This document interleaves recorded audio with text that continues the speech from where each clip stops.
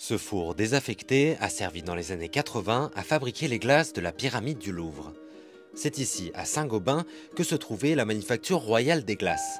Fondée en 1665 par Colbert, ministre de Louis XIV, le site répondait à la volonté du roi de limiter les importations de produits de luxe.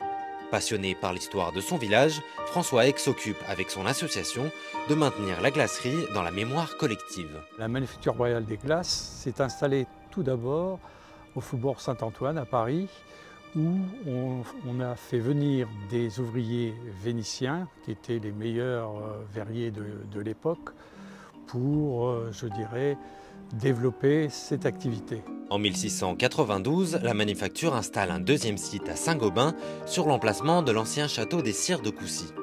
À son apogée, celui-ci s'étendait sur 10 hectares. Cette photographie date des années 70. Avec bien entendu les fours, du four vers plat, vers moulage.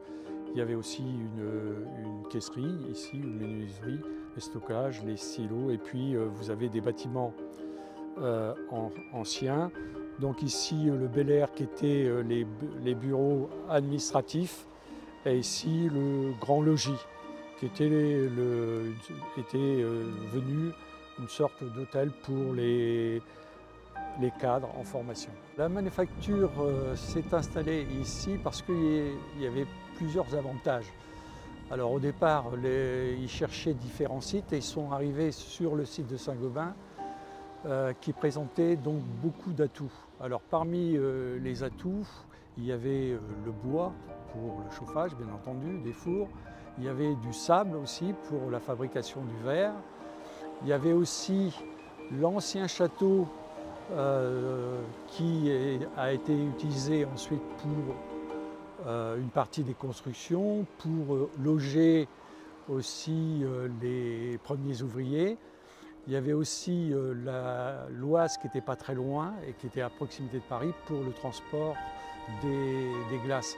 Et puis dernier atout qui était sans doute le plus important, on était au milieu de la forêt et au niveau des secrets de fabrication, les étrangers, on pouvait tout de suite les repérer. Car le site de la manufacture protégeait un secret bien gardé, un processus de fabrication révolutionnaire à l'époque, le coulage sur table. Le verre en fusion était amené en chariot, ensuite il était remis dans un bac, il était versé sur la table. Ensuite, une fois versé, c'était comme une pâte à crêpes ou une simple pâte. On le roulait pour obtenir l'épaisseur qu'on voulait, donc sur une table métallique, bien entendu. Et ensuite, une fois que le verre la plaque était roulée, ensuite, on la mettait dans un autre four qu'on appelle la kerguez. Cette nouvelle technique fait la renommée du site, elle permet la fabrication de glaces de grande dimension. À la fin du XVIIIe siècle, des dizaines de fours chauffaient à plein régime. Aujourd'hui, il n'en reste plus que deux. Le premier servait à mouler le verre, celui-ci, à combustion électrique, servait à fabriquer du verre plat. À l'origine, donc il y avait encore des verriers qui soufflaient au niveau des cannes, et puis ensuite il y avait la coulée sur table. Et puis dans les années 1926, il y a eu ce qu'on appelle la coulée continue.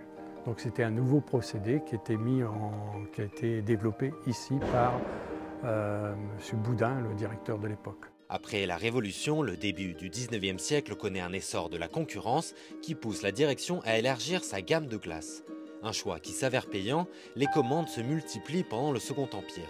C'est la révolution industrielle et de grands chantiers se mettent en place. Les gares, bibliothèques, musées et grands magasins se développent, puis arrivent les ravages de la Première Guerre mondiale. Une grande partie de la manufacture a été détruite. Donc à ce moment-là, se posait la question, est-ce qu'on allait reconstruire la manufacture? C'est un des directeurs, donc M. Boudin, qui a milité pour qu'on continue à produire du verre sur le site. Donc Comme il avait mis au point une nouvelle technique, la coulée continue, ça a permis de développer l'activité qui s'est développée à travers donc l'entre-deux-guerres et surtout après la Seconde Guerre mondiale. Le site a employé jusqu'à 1000 ouvriers dans les années 70, puis l'activité décline progressivement jusqu'à sa fermeture définitive au milieu des années 90. Le site ne correspond plus aux normes actuelles, c'est-à-dire qu'il n'y avait pas d'autoroute, il n'y avait pas d'accès facile sur le site. Et puis le site était relativement restreint par rapport aux nouvelles normes. Le terrain a été laissé à l'abandon pendant 20 ans. Aujourd'hui, une grande partie a été rachetée par la mairie qui compte rénover le site. Une maison de santé doit ouvrir en juin.